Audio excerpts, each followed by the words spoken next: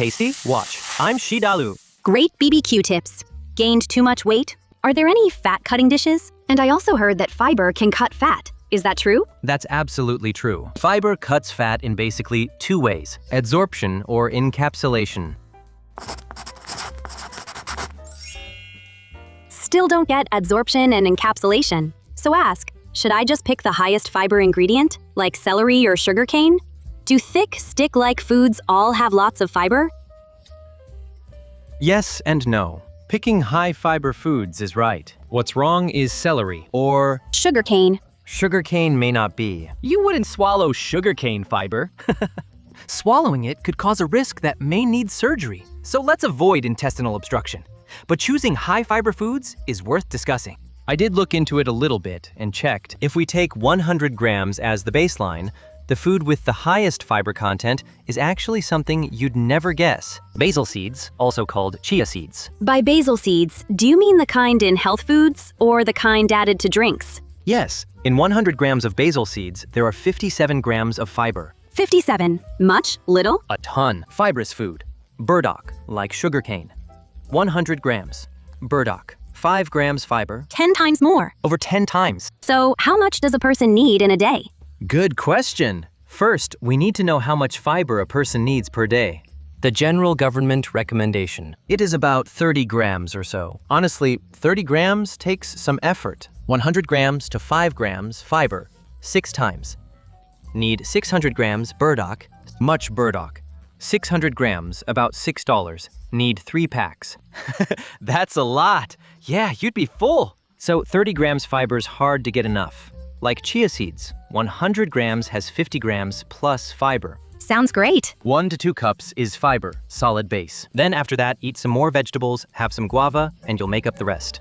So this 30 grams benchmark is something everyone can use as a reference. And one more thing, sweet potato leaves have 3.3 grams, which is actually pretty high. And another one is this. When we go eat Korean food, wakame with sesame oil and seeds, a little sweet sour, really tasty. 100 grams contains 10 grams fiber, so it's actually very high in fiber too.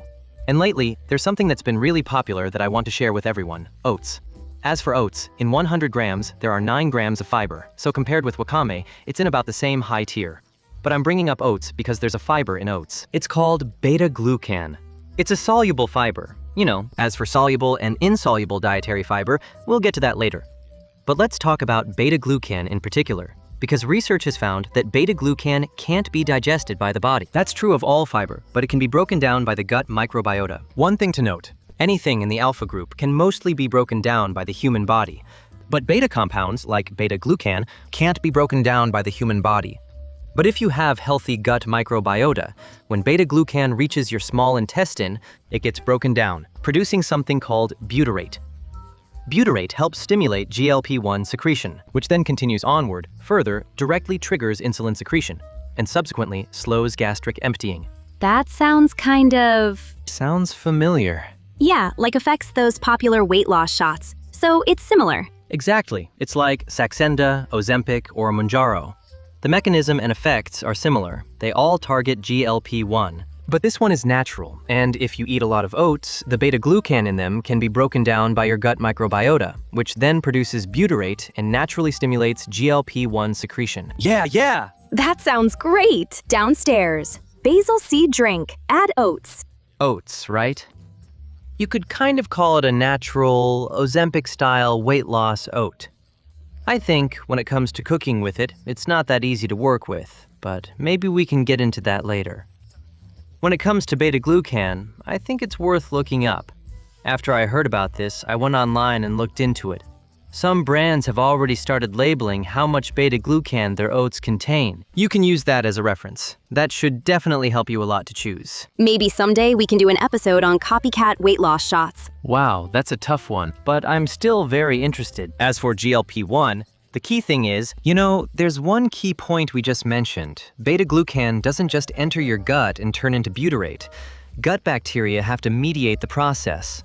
In other words, whether your gut microbiota is healthy really matters. Eating alone won't make it work. Right, you need good probiotics in your gut first. Wow, I'm really looking forward to the day when we can we talk about this? build healthy gut. Oats like weight loss shot. saved $300 a month. Sounds really tempting. Yeah. I want to get back to the ingredients. As for other high-fiber ingredients, how do you make them taste good? As for other high-fiber ingredients, going back to what we mentioned earlier, like burdock root. Burdock root has about 5 grams of fiber per 100 grams. I think it tastes great fried. Once burdock root is fried, with that woody aroma and its natural sugars, it develops a slight, lingering sweetness. What does lingering sweetness mean? Chew more. The sweetness slowly comes out. Then you'll want another bite. So even burdock root, thought bad, can win you over with that faint sweetness, keep you eating bite after bite. Then add a little salt. Turn it into perfect binge snack. Sounds amazing. Yeah, it's healthy and gives you fiber too. If you want something quick, like if you're an office worker in a hurry, honestly, just microwave it. Then, once it's heated, drizzle on that Japanese BBQ sauce you bought last episode. Handy It right goes away. great with it. As for wakame, I think it makes a great cold side dish to keep at home. I usually make about 1 kilo at a time. It's quite a lot. One batch from supermarket, once rehydrated, comes to half a kilo. Because it soaks up water, it expands. So finishing 1 kilo over a week is no problem. Eat 100 grams each time. High in fiber, 10 grams per 100 grams, so adds up fast. As for recipe, look online, same everywhere. Sesame oil, sugar, vinegar, plus hondashi. Mix. Key is sesame oil. Recommend Korean sesame oil. Korean sesame oil best for Korean sides. Great. Why Korean sesame oil so good? No, inside story. Pumice oil, refined oil, antioxidants. Why Taiwan? China sesame oil less fragrant than imported? Interesting. Another rabbit hole. Yeah, another rabbit hole. As for sweet potato leaves, I personally think sweet potato leaves from Taiwan, China are the best in the world. And I'm not even comparing them to other sweet potato leaves, but to spinach. Especially in summer in Taiwan, China, you just can't get really good spinach, because spinach is a winter vegetable. So imported spinach often isn't as tender as local sweet potato leaves. That said, I think the best way to eat spinach is as a steak side dish, like cream spinach. So you can make sweet potato leaves like cream spinach. All you need is butter, garlic, and a little salt. And if your butter isn't cultured butter, if using regular butter, add a little sugar. Blanch, squeeze out water, toss with butter, salt, and garlic. Garlic matters. Mix and eat as is. Such joy. Eat tons of sweet potato leaves. Sounds amazing. Oats are a bit trickier. Oats take willpower. Anything that takes willpower is rough. But, as my producer said, it could save you quite a bit of money. So, worth considering. One bite, one less Manjaro shot. It goes really, really well with honey and yogurt. I honestly think that's the most palatable and enjoyable way to eat it. But if you want to eat it as a savory dish, just think of it like rice. You need to pair it with something. And if you eat it just like you would rice, then you'll probably end up eating less of it overall. If you're really eating it for its benefits, then eat it with yogurt and honey. Yogurt is also great for your gut microbiota, and honey actually contains a lot of things that are good for your body, like helping support your immune system. So those are great options too. I just got a breaking update. Could it be that some of you still haven't subscribed? All right, if you want to know more about how to eat healthier or how to make healthy food taste even better, I think that's really important. Because a lot of healthy foods actually aren't that tasty. But I'm actually pretty good at making healthy food taste great and explaining the science behind it. If you're interested, please subscribe, like, and share. That'll motivate me to make more videos like this for you. GPT. Chitosan helps absorb oil. Is it true? Or is it fooling me? We actually touched on this in the first question, how fiber cuts fat through adsorption and encapsulation. Soluble fiber works by encapsulation to produce that fat-cutting effect. Soluble fiber can actually wrap fat well, like pectin, chitin, and polysaccharides. Once wrapped, then enzymes just can't reach them, can't be digested or even absorbed. Then finally excreted out. Sounds wild. Yeah, sounds good. Insoluble dietary fiber. Burdock root has quite a lot. Celery indeed has quite a bit too. Once oil gets in, it gets trapped. It simply gets stuck in a fiber maze, lodged there. Once stuck, it can't move, then gets flushed out. But I must strongly stress, always take fiber with plenty of water. After eating dietary fiber, drink water. If you don't, soluble fiber won't dissolve in water, so it won't swell and it won't be able to encapsulate oil. As for insoluble dietary fiber, if you don't drink water, it can easily get stuck in your intestines. Worst case, it can cause intestinal obstruction. Constipation. Constipation? Even worse than that. Needs doctor. Insoluble fiber. drink water? Both fibers actually need lots of water. I will certainly say that first. And now, let's go back to chitosan. Chitosan in the body is actually pretty useful. Under the action of gastric acid, it binds to fats in food. That's basically the same effect as soluble dietary fiber. It blocks absorption. It can reduce calorie intake. It can also help regulate cholesterol balance. It can lower LDL, the bad cholesterol, and increase the good HDL cholesterol. Another thing is, when chitosan is in the gut, it's like a good home for beneficial probiotics. It can become a place for them to live. They can attach to it and reproduce there. That helps those bacteria stay in a state that's better for your health. So chitosan capsules and health supplements have started getting really popular. But the source of chitosan is actually a pretty big concern right now. What you really need to watch out for is whether you're allergic. After all, it does come from seafood.